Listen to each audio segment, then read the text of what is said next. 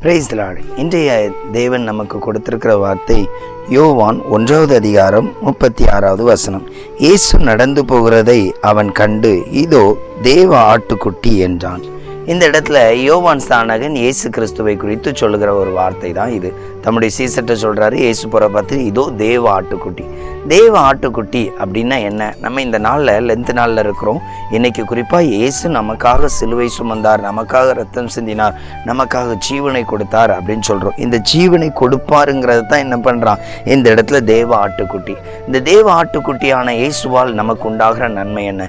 எந்த நபர் இயேசு எனக்காக சிலுவை ஏற்றுக்கொண்டிருக்கிறார், என் பாவத்தை மன்னிப்பார் என்கிற ஒரு நம்பிக்கை உண்டாகுது, அதை விசுவாசிக்கிறோனோ அவனுக்குள்ள உண்மையிலே பாவ மன்னிப்பு நிச்சயம் இருக்கும். ரெண்டாவது, அவனுக்குள்ள ஒரு பெரிய சந்தோஷம் இருக்கும். இன்னைக்கு நிறைய பேருக்கு பாவ மன்னிப்பு நிச்சயம் இல்லை. எப்போதுமே மனசுக்குள்ள ஒரு பயம் ஓடிட்டே இருக்கு, நான் பாவி, நான் குறை உள்ளவன். நல்ல கவனிங்க, கல்வாரி இயேசுட்ட உங்களை அறிக்கையிடுங்க, ஆண்டவரே என் பாவத்துக்காக அடிக்கப்பட்டீங்க. இதை விசுவாசிக்கும் பொழுது உங்களுக்குள்ள ஒரு சந்தோஷம் உண்டாகும். ஒன்று, சிலருக்கு பாவத்தை ஜெயிக்கவே முடியாது.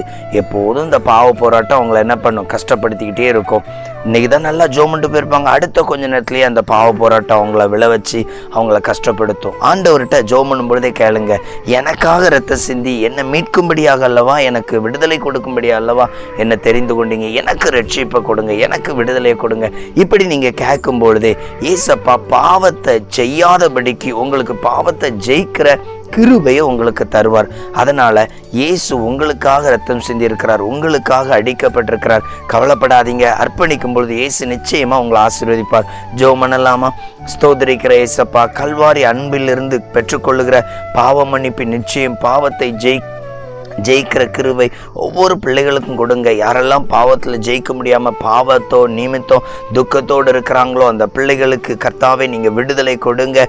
யாரெல்லாம் அந்த வார்த்தையை கேட்கிறார்களோ அவர்கள் இயேசுவின் நாமத்தினால் பாவ மன்னிப்பு நிச்சயத்தின் அந்த விசுவாசத்தில் நிரப்பப்படும்படி ஒப்பு கொடுக்கிறேன். ஒவ்வொரு பிள்ளைகளும் ஆசீர்வதிக்கப்படட்டும். இயேசுவின் நாமத்தில் பிதாவே, ஆமேன், ஆமேன்.